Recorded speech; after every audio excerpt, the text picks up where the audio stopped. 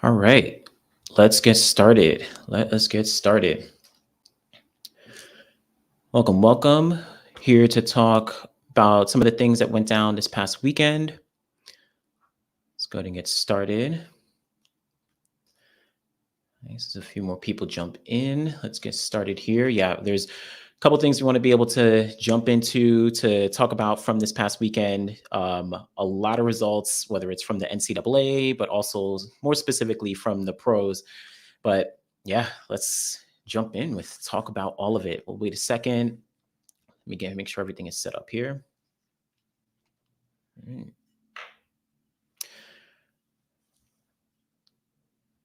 Dope. All right, so let's go ahead and get started. We're going to be talking about a couple different things across the board. We have a lot of really good results, specifically in the women's 60-meter hurdles.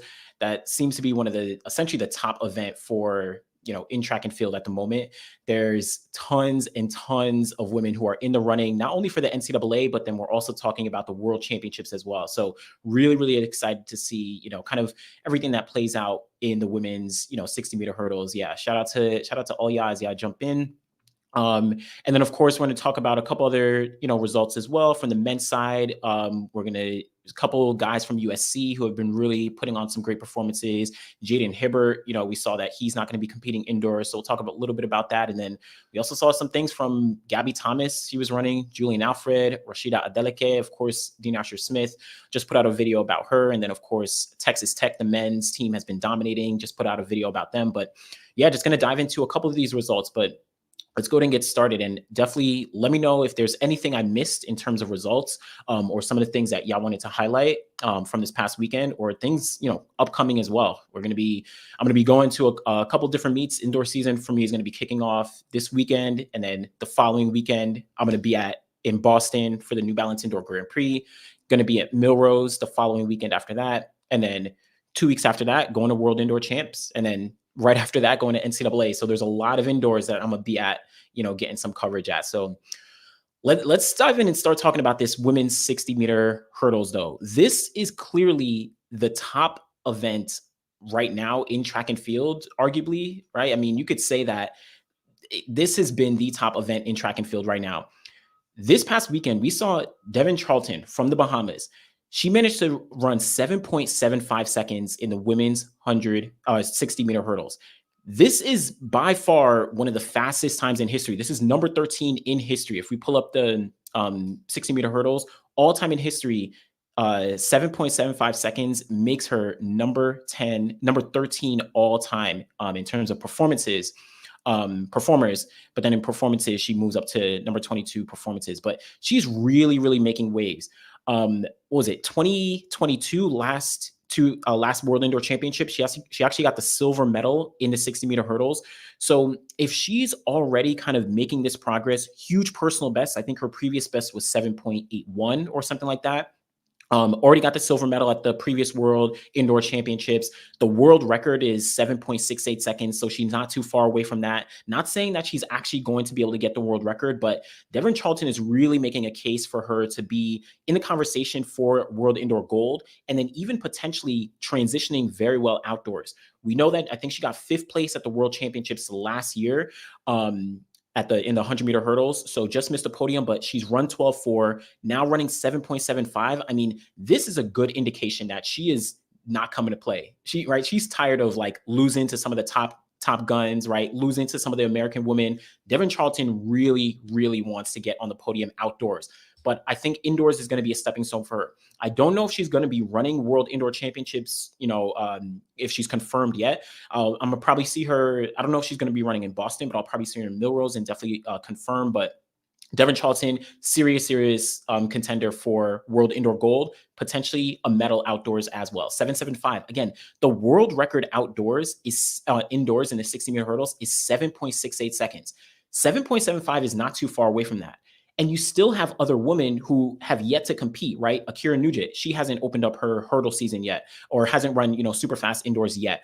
Right? Masai Russell has been coming. We'll talk about her in a second, but a lot of women in the mix to potentially push into that 7.7 low range. who knows? We might see the world record go down this year. Not saying it's definitely going to, but it's going to, be in the conversation of potentially going down. So huge shout outs to Devin Charlton. Also, just behind her, finishing second, Tia Jones. Now, Tia Jones has been having some of the greatest, seasons for a young athlete over the past few years. 2022 was a really, really big year for her. And then 2023, she really stepped things up again. Here, she ran 7.80 seconds. Now, that breaks her, I think, into the top 30 all time when we're talking about the women's 60-meter hurdles. Let me just pull up the all-time list. I think that moves her to number 29 all time. And, she's only, 23 years old. So very, very young. She has a lot of potential. Let me just pull up who we have here. Yep. So Devin Charlton moved to number 13. And then you have number 29 is Tia Jones. So Tia Jones, again, she's still only 22 years old right now. Born in 2000. She'll be turning 23 in September. So after the season, still very young. We saw her make a lot of progress last year. And, she's one of the few athletes who came straight out of high school and has been competitive with the top women in the world when talking about the hurdles. And again, the hurdles are super, super competitive. So for someone like Tia Jones to be in the mix at this young of an age means a lot. So huge performance for her. And then, of course, right behind them, this is all going down, at Texas Tech. But Masai Russell, this is her second competition of the year, and she runs 7.88 seconds. That follows up on the 7.89 that she ran, last weekend, also along with Devin Charlton. But Masai Russell, she is another one who's proving to be a consistent top woman in the 60-meter hurdles. This is, of course, last year she ran, I think her second meet, she ran 7.75, breaking the NCAA record. This is her first year as a professional. So she's only really getting into the groove of things, probably still adjusting, but she's been showing that she's consistent. I think she's actually not going to be running the World Indoor Championships this year to prepare for outdoors and the Olympic season, which she does have a very good shot to, not only make the USA team, but potentially challenge for a medal. A lot of potential with Masai Russell.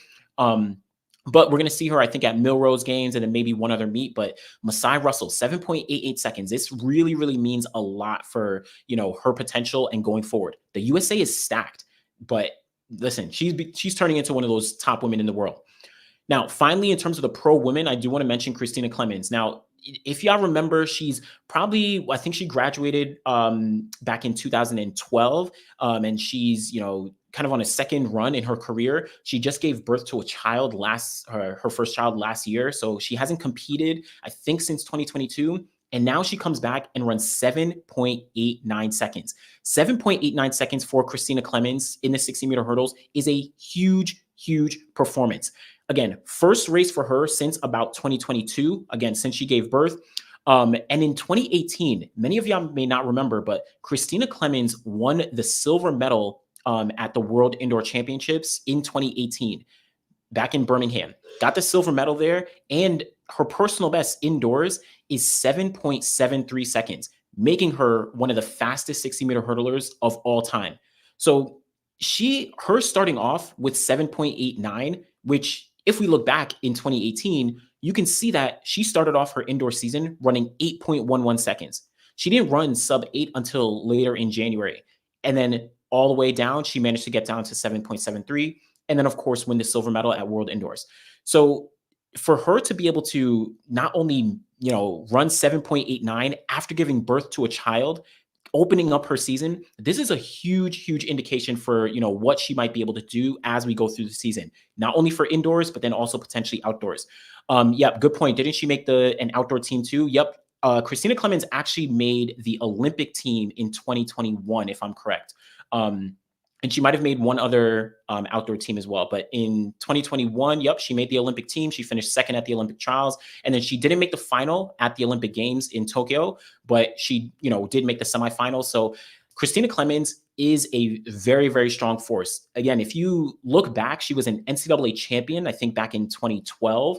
And she was one of the top, hurdlers in the world at that point as well. So she's been a 2012 NCAA champion in the NCAA. Yeah, Christina Clemens is a force. So her getting back into form, this means a lot. So definitely keep a lookout for her.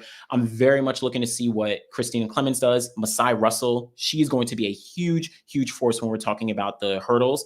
And then, of course, Tia Jones and Devin Charlton. Devin Charlton would be a gold medalist when we're talking about World Indoor Championships this year. So definitely look out for what she's going to be able to do as we go throughout the rest of the season. But sticking with the hurdles, again, the hurdles are extremely deep. And you can see some of the other names that we have here, but I want to talk about these NCAA women, specifically Aaliyah Armstrong and Grace Stark. Now, the women's 60-meter hurdles indoors has really, really changed in terms of the people who are competing, because some of the women have already gone pro. We spoke about Masai Russell, Akira Nugent. But looking at the 60-meter hurdles right now, Aaliyah Armstrong, she leads the NCAA, having run 7.90 seconds. So NCAA lead for her, one of her fastest openers in her entire NCAA career. So huge, huge performance for her to hit that. And if you remember, she actually didn't compete indoors at NCAA's last year. She got injured, so was unfortunately unable to make it to the NCAA championships.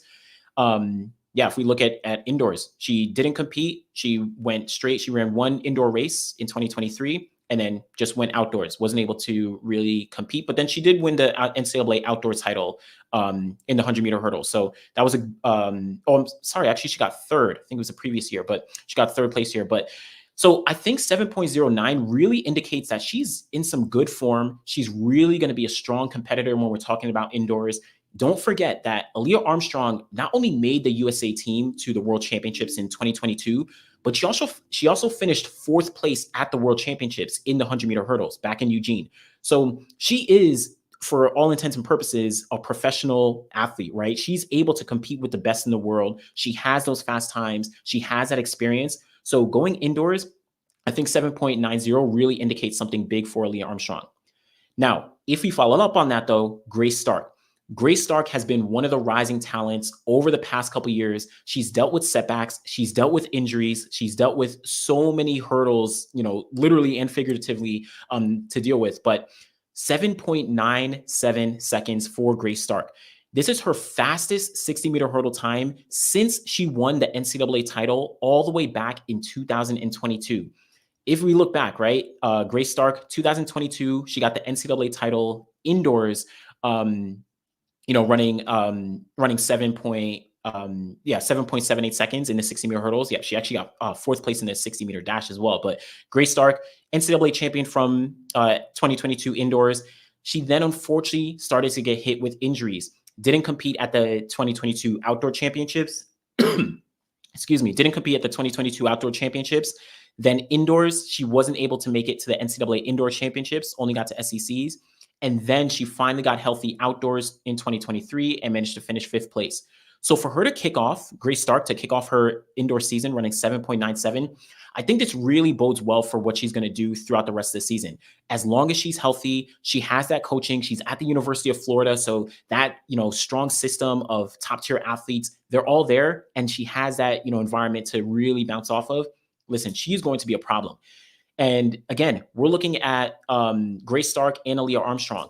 If we circle back to the 2022 NCAA championships, you'll remember that it was Akira Nugent. It was Akira Nugent, it was Masai Russell, and it was Charisma Taylor who got the top three spots.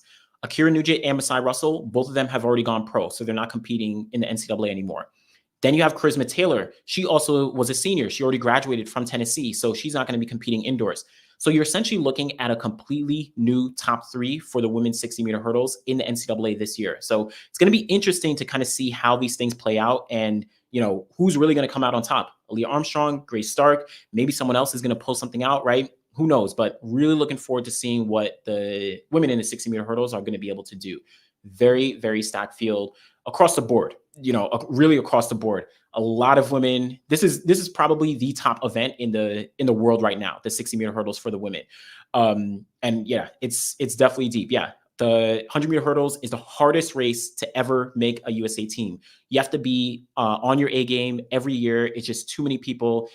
This is why running the 60 meters for them is important. Completely agree. Right? Like you have to, every single year, you're going to see so many women in the United States who are just firing on all cylinders in the 100-meter hurdles.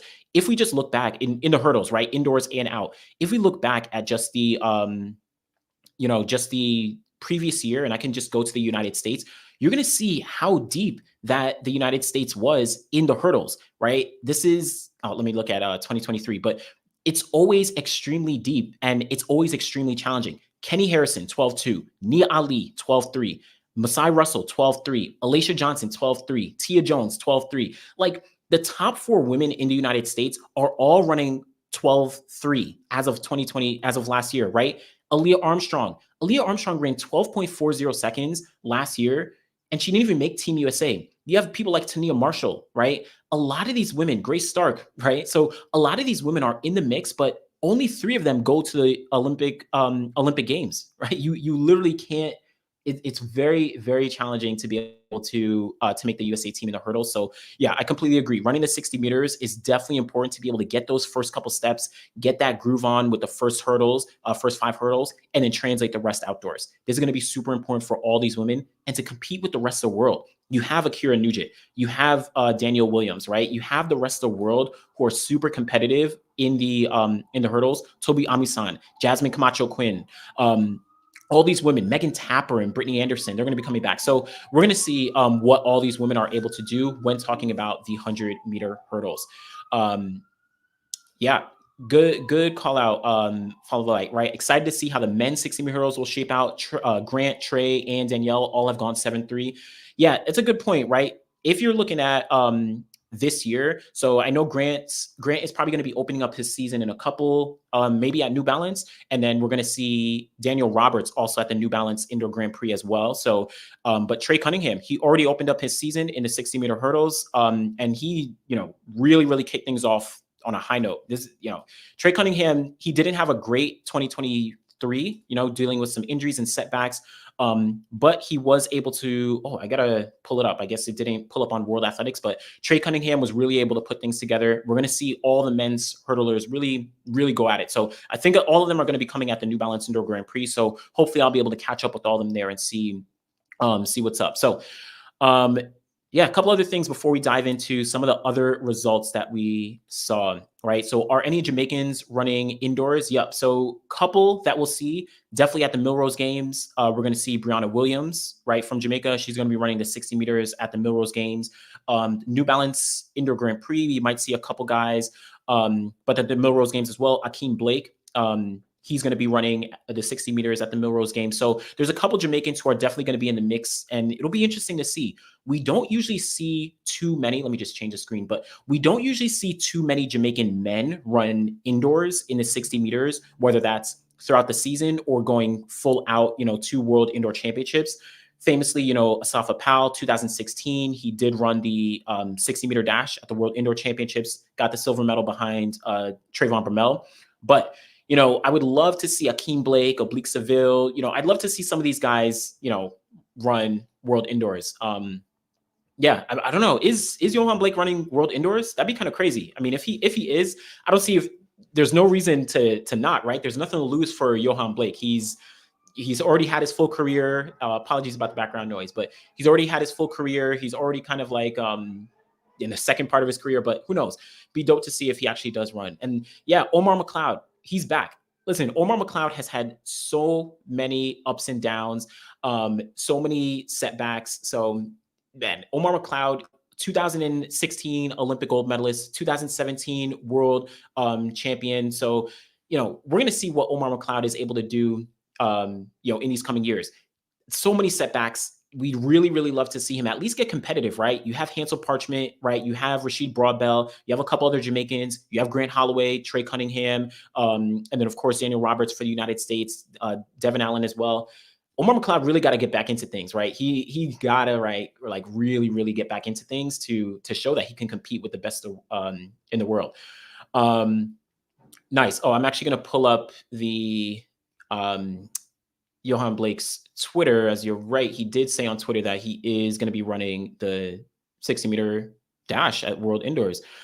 I think he did pull it up, but Oh, maybe this might be another one. But yeah, Johan Blake, wherever he said it, I think I did see it. But yeah, we're gonna see Johan Blake to running world indoors, and yeah, he might be interesting to see. But all right, so let's get into a couple other things as we just dive in. I want to talk quickly about some of the other women who are competing. Um, well, actually, first off, yeah, let's talk about Jaden Hibert. So Jaden Hibert said that he is not going to be competing at the indoors at all in 2023. So just going to pull up Jaden Hibert. So little story from this, actually from the Jamaican Gleamer, but he said that he's not going to be running indoors. He plans to sit out the indoor season and focus on making a strong comeback. I mean, this is big for Jaden Hibert. For him to skip indoors, this means that he is really, really preparing for the outdoor season, right? This, if we saw last year, Hibbert, he was essentially one of the top triple jumpers in the world, right? You had Hughes Fabrice Zango, but Jaden Hibert was a favorite for the gold medal coming out of the prelims in Budapest, out of the qualifying rounds in Budapest in the triple jump. Then in the final, of course, we know he had a little, I think it was a hamstring issue, and he just didn't want to risk it, and he decided to, end the competition. But for him, I know that's, lighting a fire under him, right? We know that he wants to really, really set himself up well to not only go for a spot on the podium at the Olympics, but potentially get that gold medal. We know he has the talent. He's already jumped 17.7 meters or 17.8 meters. He wants to get 18 meters. He wants to get on the podium. This is a good move, in my opinion, for Jaden Hibert to sit out the indoor season. Only means that he's going to be resting up, and his coaches have really been making sure that he's progressing well, making sure that they're strategic about the long-term capacity of his career to make sure he has a very long career, especially in the triple jump, when we know that athletes are prone to injury, when we know that it's really, really hard on your knees and on your body. Probably one of the toughest events in terms of impact and, pressure on the body and, wearing the body down. Jaden Hibert, considering how young he is, he can be, I don't know, the next Christian Taylor, right? Christian Taylor won, back-to-back gold medals in 2012 and 2016. He has 3 or 4 world championship gold medalists in the triple jump, right? So Jaden Hibert can be that next, dominant triple jumper. And then who knows, maybe even gets that world record of 18.29 meters from Jonathan Edwards. I think Hibbert has that potential. And I think sitting out indoors is really going to set him up well for outdoors. And we know, even thinking about the steps, right? He was always going on a short approach. I don't even think throughout the season he ever did compete on a full approach in the triple jump. So he's only getting better and better. Really looking forward to seeing what Jaden Hibert is able to do. But sitting out indoors, no issues. I think it's a good move for him. Yeah, good point, right? They were quite smart to leave him last year, to have him go off short approaches through most of the indoor season. That is probably the smartest thing, and has to be a testament to the intelligence and, the long-term approach that his coaches want to make sure that they take with him. How many times do you see athletes and their coaches, go for, hey, this is like your only chance. You're in the NCAA. This is your only chance to win an NCAA title. You got to go all out. You got to put your all into it. No, with Jaden Hibert, they said this is a special athlete. He's already won. He had the world junior record. He won world youth, I think, world junior back in 2022 already as well. They were like, no, we see he has a long-term potential to arguably be one of the greatest triple jumpers in history. Let me make sure that we can keep him slowed back, but still give him the opportunity to really compete. And he only competed a couple times indoors as well, right? And even outdoors, he only competed a couple times. So I'm huge kudos to Jaden Hibert's coaches and the strategy that they're taking with his career. Really looking forward to seeing what he's going to be able to do. Nice. So, that's Jaden Hibert. Definitely looking forward to seeing what he's going to be able to do. But let's quickly talk about Gabby Thomas. Now, this might have flown under the radar, but Gabby Thomas actually competed in the 60-meter dash this past weekend at Texas A&M. So while some of her other teammates like Tamara Clark and who else? You had Lena Irby-Jackson, Tia Jones, Christina Clemens, like all of them, they were competing at Texas Tech. Gabby Thomas was at a low-key meet at Texas A&M at their new track. And I don't even think she posted about it on Instagram or Twitter or anything like that. But listen, Gabby Thomas, she opened up her season in the 60-meter dash. She ran 7.29 seconds in the 60. In the heats of the 60 meters, she actually ran 7.36 to win her heat. So nothing too crazy. And then again, she managed to come away and run 7.29 seconds. Yeah, again, I don't think many people even saw that Gabby Thomas run. It wasn't, publicized or anything like that. Mm. But yeah, so Gabby Thomas really, really, really good to see her out there. 7.29 is not a fast time at all for Gabby Thomas, right? But or for any athlete in general. Gabby Thomas, her personal best is 7.21 seconds from 7.21 seconds from back in 2021. I think is Gabby Thomas's best time. Let me pull up Gabby Thomas very quickly here. But yeah, she's run 7.21, and she has a lot of potential when we're talking about the short sprints. But or I'm sorry, when we're talking about the 60 meters and then even the 100 meters as well. But the 60 is not her forte. We know that she's a 200 meter runner. Pulling up her 60 meters, yeah, she's run 7.21. This is Gabby Thomas. 7.21 seconds. She's run 7.24. So the 7.29 that she ran this past weekend, it's not really even one of her fastest times. But what it kind of indicates to me is that, she's really, really kind of gearing up again to improve on that short speed. I would love to see her, go for that 200, 400 double, but to see her kind of dipping into the 60 meters, focusing on the 100, 200, I think that's really going to be important, especially as Gabby wants to be able to compete with the rest of the women. If we're talking about Gabby Thomas competing with Shericka Jackson, if we're talking about her competing with Elaine Thompson-Herah, she has to run 21.4 seconds to be able to contend for gold. And by the time we get to outdoors, Shericka may be running 21.3 if we're not careful, right? Elaine Thompson-Herah, she's coming back from injury. She may very likely be running, 21.4, 21.5. So Gabby Thomas, we know her personal best right now is, 21.60 into a slight headwind. So she could get to that 21.5 range. But again, to be able to compete with Shericka Jackson and Elaine Thompson-Herah, and even, good point, Christina Mboma is back. So listen, this is going to be a stepping stone for Gabby Thomas. She's really going to have to step up to be able to compete with the best in the world. And I know that, I believe that Gabby Thomas can get down to 21.4 seconds. Again, if you look at her personal best of 21.60, she ran it into a negative 0.4 headwind. So for the most part, it's probably like 21.58 if we're, considering wind and different things like that. But she has to get to that 21.4. And if she's going to be able to, if she's running these short sprints, this might be helpful.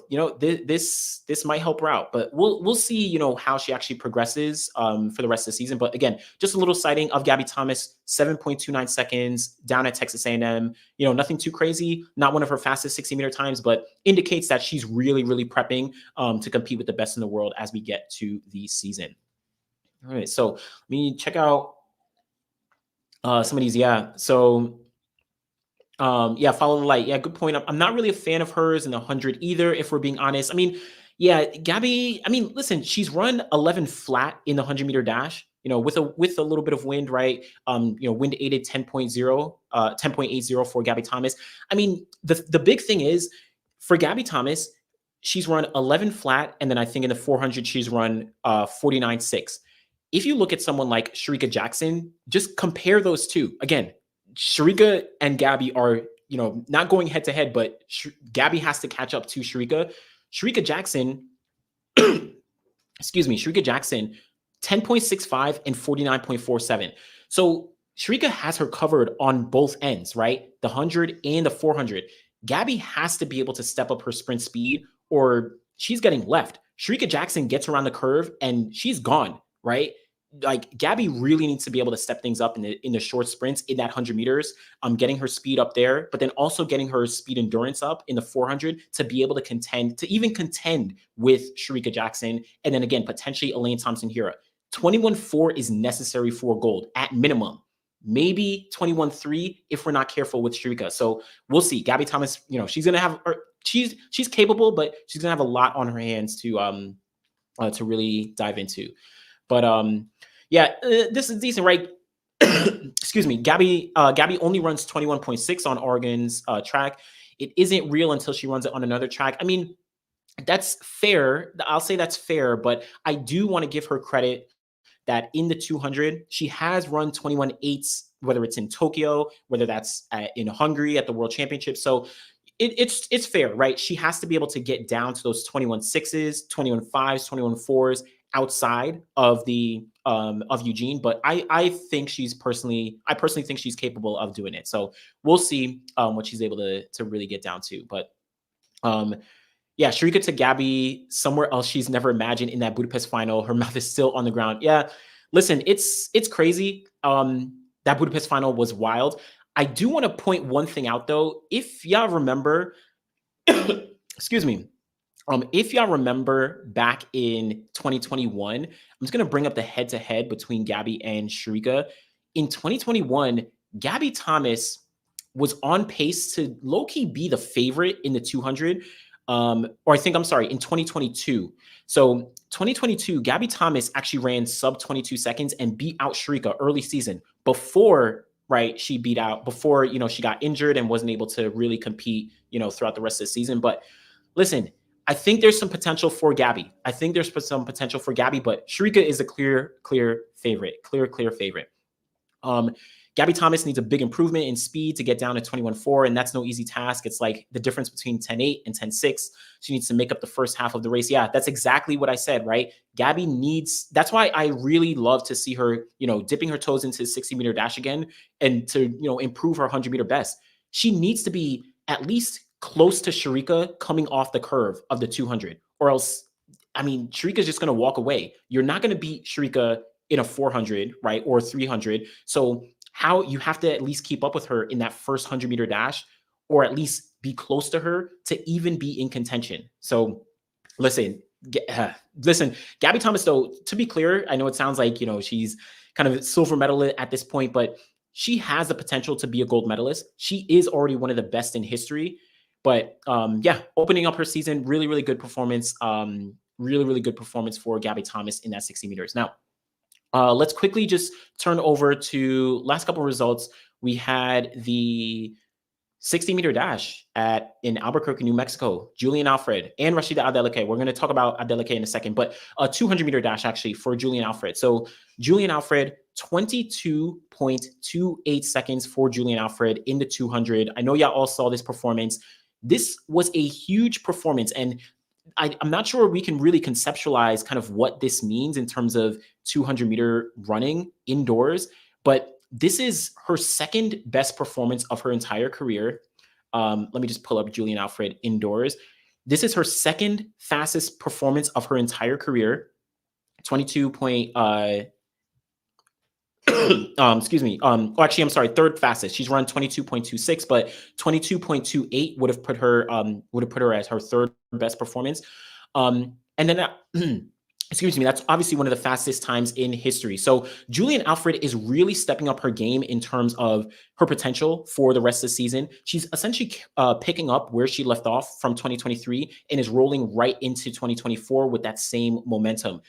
We know that she's training with Dina Asher-Smith now, so she has one of her toughest competitions in terms of athletes right next to her every single day, and she's watching like, oh, Dina Asher-Smith is coming from my spot. Nah, I'm going to make sure that I'm stepping up and I'm contending with the best in the world. I'm looking at Shericka Jackson. I'm looking at Sha'Carri Richardson. I'm looking at Shelly-Ann Fraser-Price. That's who Julian Alfred wants to really go for.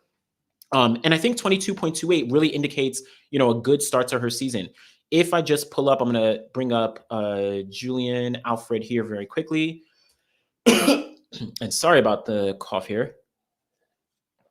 But bringing up Julian Alfred, right? So her, we've seen that she's been able to, last year, she started off, running a couple 60s, but then she started off indoors with 22.71. She didn't get to 22.2 until much later in the season last year, till February. So for her in the 200 to already be starting off her indoor season with 22.28 seconds, that means a lot. Yeah, I agree. She's probably in sub 22 second form already. This is just the first race. And yeah, Alfred is going to be a problem. Completely agree. Completely agree. Yeah, the 200 is stacked, and Alfred has that potential. Even like, I mean, we can talk about the 200 all day, but I think what this really tells me personally is that her 100 meters is going to be a problem as well. Think about it. Julian Alfred, in the 100 meters, her personal best is 10.81 seconds. So if she's already improving her 200 meters like this right now, that means that her she's improving her speed endurance. She's going to be getting better in that 100. And this means that she is going to be purely in contention for a 100-meter medal. She got 5th place at the World Championships last year.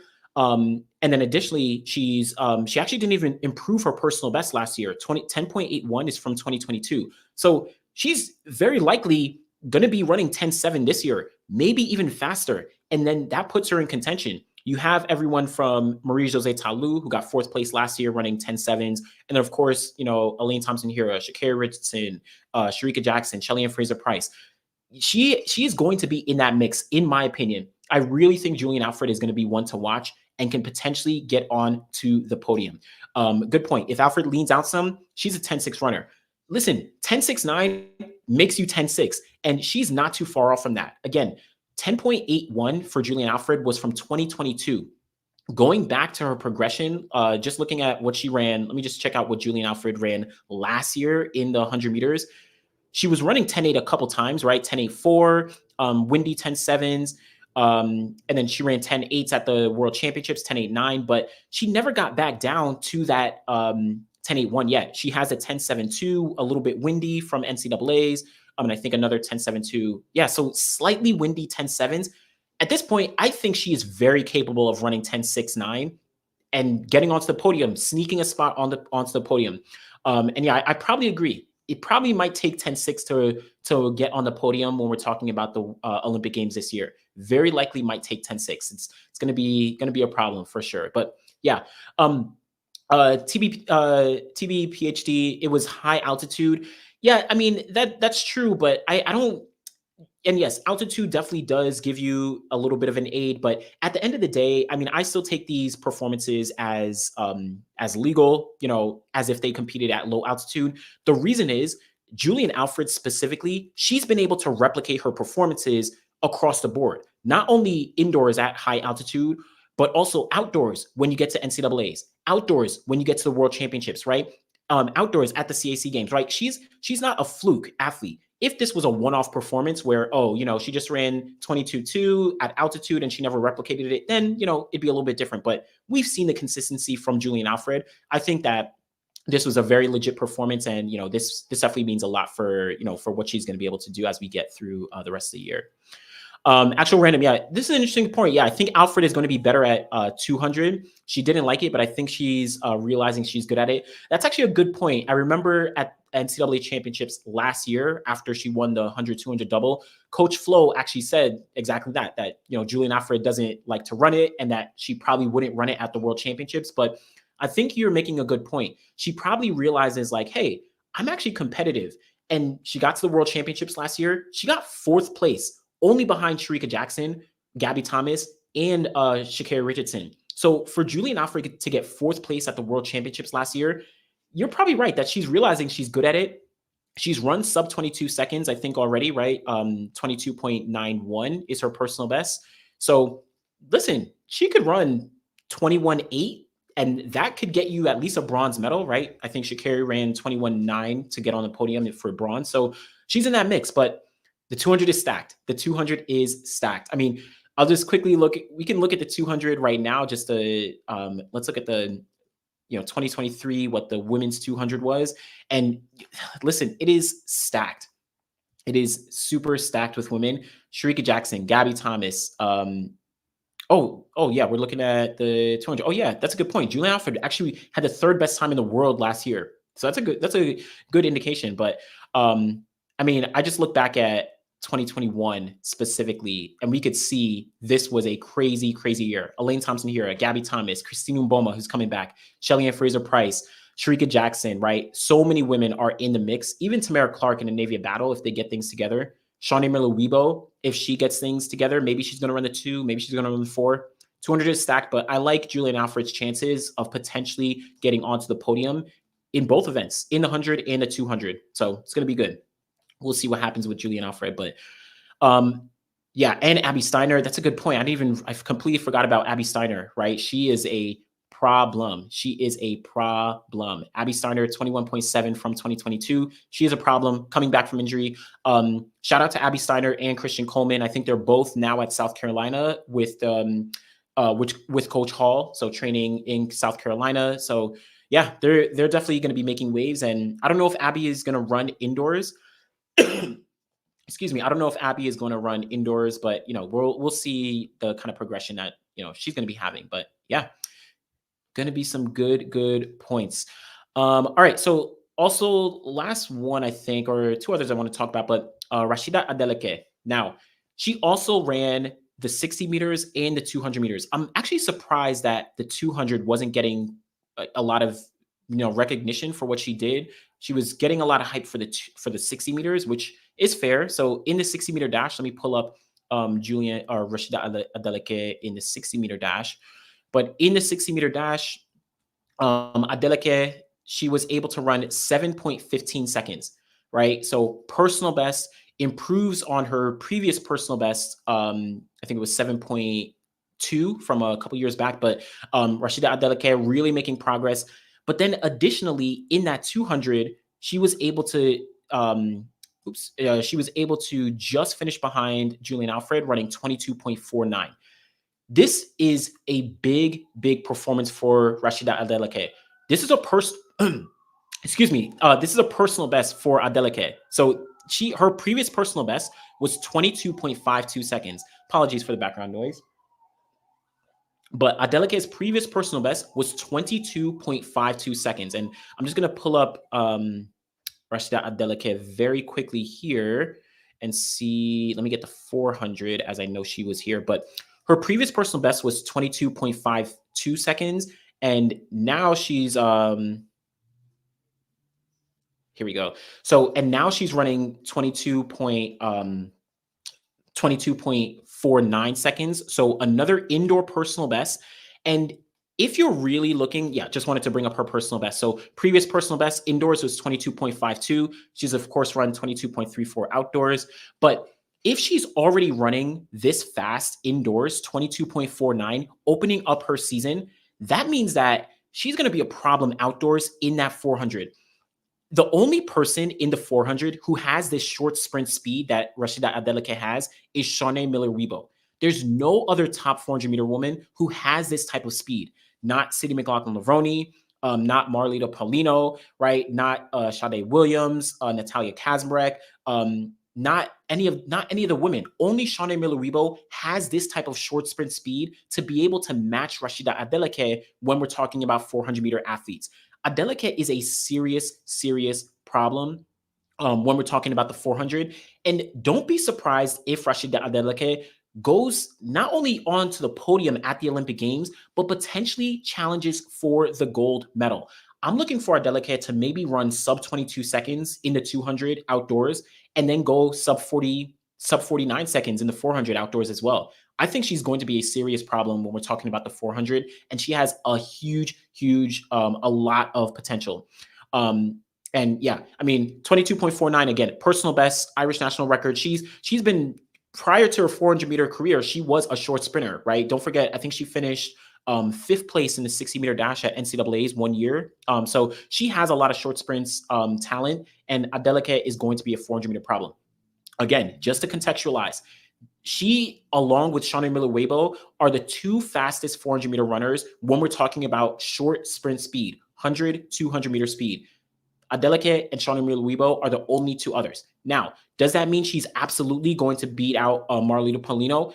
Not saying that's a guarantee. Is she going to beat out Shawnee Miller-Weibo if she runs the 400? Not a guarantee. Maybe even Sydney McLaughlin-Levrone if she runs the 400, right? Even Britton Wilson, right? There's a lot of women who may or may not run the 400, but Adeleke is a gold medal threat. Do not sleep on Adeleke and what she's going to be able to do. So, yeah, huge potential for her. So yeah, Adeleke has potential in all the sprints. I'm hoping she keeps showing her range. Completely agree. She is really a problem in all the sprints, like I said. And yeah, she can run. I think Adeleke could run sub 11 in the 100 meter dash if she really went for it. And then of course, like I said, she can run sub 22 seconds very easily. Maybe not easily, but she can run sub 22 seconds. Yeah, Adeleke is setting up to be similar to Sharika, absolutely. And Adeleke, she's only turning she's 22 years old this year. So yeah, she's going to be turning 22. She's only still 21. So this is huge. This is huge, but really looking forward to seeing what she's going to be able to to do. Yeah, a lot of people went pro. Yeah, Adeleke, Julian Alfred. There's a lot of women who already went pro. Akira Nugent, right? Masai Russell. So many of them went pro. But yeah, Adeleke, Julian Alfred, and Dean Asher Smith, they're still training down in Texas. So huge shout outs to all of them. Oh yeah, so good call out on Nasser, right?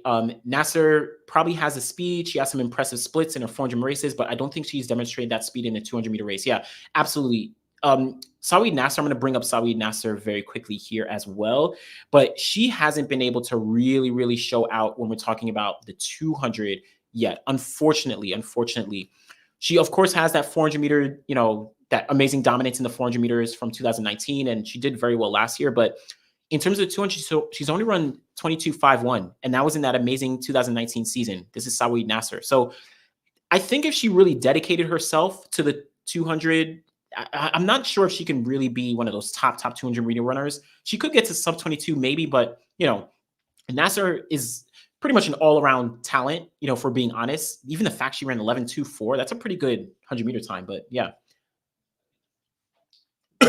excuse me, but yeah, huge shout out to Nasser and huge shout out to Adeleke. Really looking forward to seeing what she's going to be able to do, in the coming years. Yeah, appreciate you, Darren. Yeah, I actually talk with with the Athletics LLC, people a lot of times, and Big League Chew, me and her actually talk, offline a lot. So huge shout out to them. Maybe, I'll be able to help them out in different capacities and, do some things for the show. They low-key are my favorite piece of track and field content.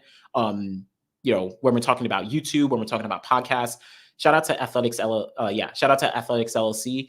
Amazing content that they put out. They are super knowledgeable. And how often do you get to hear from, like Coach Holloway, right? Like he's, accessible in the YouTube space. Not enough people watch them, but shout out to them. Yeah, good point on Miller Rebo. She's supposed to do the HEP this year. This should be interesting. Possibly. So I was actually in Budapest. I, was interviewing the athletes, and I got to speak with Shawnee Miller Rebo. You can check out, I did a video on her, I think at the end of last year. But she said that she's deciding between the 400 or the 200 for the Olympics this year, considering what she was able to do after coming back from birth. And then she said in 2026, in that off year, that's when she probably wants to do the heptathlon. So we'll see how she kind of plays things out. But, she could surprise and do the heptathlon this year. Who knows? We'll see. But Miller Rebo is, one of the best athletes of all time. Two-time Olympic gold medalist in the 400. So huge shout outs to Miller Rebo. But yeah, so that was kind of the things I wanted to note. Last thing I did want to note just on the NCAA men's side is kind of the progress that USC is making in the 400. I just wanted to give a big shout out to William Jones from USC, 45.90. This is a pretty big performance for William Jones from USC, leading the NCAA, and I think leading the world right now as well. But he didn't even make NCAA indoors individually last year in the 400, and then outdoors, he didn't even make the final in the 400. So William Jones, he's definitely going to be a big problem. You also have Justin Braun, right? Justin Braun, he ran, he's a 400 meter guy, but I think indoors already he's run 6.55 in the 60 meter dash. Who knows what he's going to run when we get to, NCAAs, but yeah, huge performances for all of them. Wanted to just make sure I can give them a quick shout out. But yeah, gonna start to wind things down, get a couple of the last questions. So you have a question. Is Ross going to be able to participate in this Olympics? Do we know if Michael Norman is still going to drop to the 400? So if you're talking about Randolph Ross, no. Randolph Ross, from my understanding, he had a 4-year ban that started in the fall of 2022, right? I think it was a 4-year ban, 3 or 4 years. So I don't think he can come back for this Olympics. I think 2025 is when he returns. So someone can cross-check me on Randolph Ross. But yes, confirmed Michael Norman is running the 400. So Michael Norman is, Michael Norman's running the 400. Actually, shout out to Athletics LLC. They were the ones who I got the info from. So yeah, Michael Norman should be running the 400. Fred Curley is going to be doing the 100. So this is a good move. I think this is a good move for Michael Norman to be able to just stick with the 400 and, go to his bread and butter. He's a world champion. He's the fourth fastest of all time in the event, right? He has multiple sub 44-second runs. When he's at the top of his game, you can argue that no one could beat him. He's faster than Steven Gardner, right? He's actually faster than Steven Gardner. Steven Gardner's personal best is 43.48, while Michael Norman's personal best is 43.45. So I really think that Michael Norman has that bread and butter in the 400. His training partner is Rye Benjamin. So he has one of the best 400-meter hurdlers and one of the best 400-meter runners in history. So really, hopefully going to see some big things from Michael Norman. I mean, at the end of the day, we just need to see Michael Norman get a medal at the Olympic Games, and then he can kind of go throughout the rest of his career, really progressing as the best he can. Of course, we would love to see Michael Norman win the gold medal, but I think just to get over the hump of the setbacks, the injuries, all those kind of things that have been plaguing him over the past couple of years, aside from winning that gold in Eugene, just get onto that podium, and I think that will really be a big win for Michael Norman regardless. If he's healthy, listen, he can not only win gold, but he could potentially challenge the world record in the 400. Michael Norman can challenge the world record in the 400, but that's TBD. That's to be determined. And yeah, good point. Think that it's a good move for Norman and the best way to make the team. Yeah, absolutely. The 100 meters is super stacked. Even the 200 meters is super stacked, but the 400 is a little bit more wide open right now. And I think he has a good shot. If healthy, in the USA, I don't think Michael Norman is going to get beat. But, USA is still competitive in the 400. So we'll see. And yeah, good point. Norman is a good 200-meter runner. Not good. He's world-class in the 200, right? 19.70 personal best from 2019. Famously, that was the race that he beat out Noah Lyles, right? So listen, Norman has a lot of talent in the 200. But I think if he straddles that fence of 200, 400, really focusing in on 400, I think he's really gonna, he's really gonna be able to do some good things. And he's probably the fastest, 400-meter runner in terms of short sprint speed in the, at least in the USA. Steven Gardner is very fast as well, but and of course Wade Van Niekerk, but Wade Van Niekerk, of course, is kind of a little bit older, but Norman is that guy. So yeah, a lot about Michael Norman, but hey, this was good, but. Yeah, I'm gonna close things out coming up on an hour. Always appreciate y'all. I'm gonna try and do these from week to week just to recap some of the performances that we've seen from the weekends. Very, very important. Make sure you go check out. Make sure, of course, you subscribe to my channel if you're not already. Make sure that you like the videos as we that I've been putting out. I'm definitely going to be hopefully increasing the amount of content I put out, and going a little bit deeper into some of the stories that I'll be telling. Additionally, if you haven't already, do subscribe to Sidious Mag. Sidious Mag is I'm going to be doing interviews and content for them. I'm going to be on the ground at the meets. I just want to give some caveats that a lot of times you don't see me putting race footage into my videos anymore. That's because I actually go to the meets, and I can't go to the meets if I'm putting out race footage in the videos, right? They don't allow that. So want to make sure I'm at the meets and getting you guys coverage and getting you some interviews. So definitely be sure to always check me out. But appreciate y'all, and yeah, tune in next time. We'll be back again next week for another one on Tuesday evening. Thanks, y'all. Absolutely. Yeah. Can I pin that in the comments? I'll definitely do that. Gotcha. Appreciate y'all.